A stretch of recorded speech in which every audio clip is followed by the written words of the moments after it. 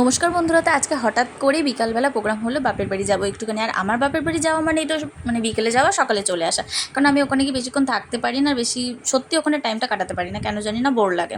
তো এই যে সবাই মিলে বেরিয়ে পড়ছিলাম, যাওয়ার কথা ছিল রনর তো সাথে, তো আমরা একটু যোগ দিলাম। মেয়েদের তো একটু বাপের বাড়ি যাওয়ার কথা ছিল, স্পিস স্পিস তো করবেই বলুন। তো আমিও সেরকমই হঠাৎ করেই যাই, মা বাবাকে একটু দেখি আবার চলে আসি। তো দেখো, যেহেতু বাপের বাড়ি যাচ্ছিলাম, আর সত্যি কথা বলতে আমার বাপের বাড়িটা যেহেতু টাউনের সাইডে, আর আমার বাড়িটা একটু গ্রামের দিকে, তো টুকিটাকি যাওয়ার সময় যতটা পারি মায়ের জন্য একটু এটা ওটা নিয়ে যাওয়ার চেষ্টা করি। মা রাগ করে কিন্তু তাও সব সময়। তো আজকে যেটা নিয়ে যাচ্ছিলাম বাড়িতে, এবার আম তো হয়ইনি, তো অল্প কিছু আম হয়েছিলো, সেখান থেকে অল্প অল্প কিছু আম নিয়েছিলাম। আর কাঁঠাল নিয়েছিলাম। কাঁঠালটা মাসিরা পছন্দ করে, আমাদের বাড়িতে অত একটা পছন্দ করে না, তো নিয়ে নিয়েছিলাম, কারণ এরপরে কবে আর যেতে পারবো না পারবো তার ঠিক নেই। আর রনকে তো মাঝে মধ্যে যেতেই হয়, খুব একটা দরকার থাকলে, তখন ও একা একাই চলে যায় আমাদেরকে রেখে। সবসময় আমাদেরকে নিতে গেলে অনেক গুছিয়ে গেছে যেতে হয়। তো তো এখন তো একটু বড় হয়ে গেছে বাবু, অসুবিধা হয় না। আগে যখন ছোট ছিল তখন না ওর জিনিস ক্যারি করতে করতেই আমার মানে দিন পার হয়ে যেত, যার জন্য যাওয়াই হতো না খুব একটা।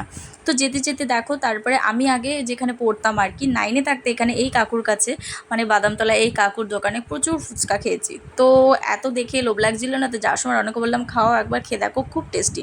আর ফুচকার কথা শুনলে তো ছেলে আর বাবার তো ব্যাস আগে থাকতেই মাথা খারাপ। তো আমি তো খুব একটা খাই না, তো ওরাও দুজন নেমে পড়লো আমার সাথে, তিনজনে মিলে খেলাম। তো তারপরে এই যে ফাইনালি বাড়ি চলে এসেছি, মা ওই যে দেখো। আর সত্যি বাড়ি আসলে না একটু নিজের নিজের ফিল হয়, কেন জানি না, মনে হয় কি যেন স্বাধীন জীবনে ফিরে এসেছি, একটা মুক্ত জীবনে ফিরে এলাম।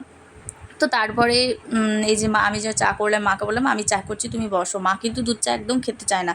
তো আমি রনর মাই ছিলাম, বাবু একটু বাইরে গেছিলো ঘুরতে বাইরের দিকে।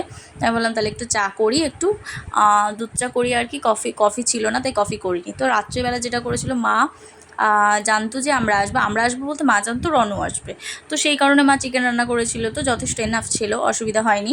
তো তারপরে তো আমি রুটি করে নিচ্ছিলাম, মা বেলে বেলে দিচ্ছিলো, আমি রুটি করে নিচ্ছিলাম।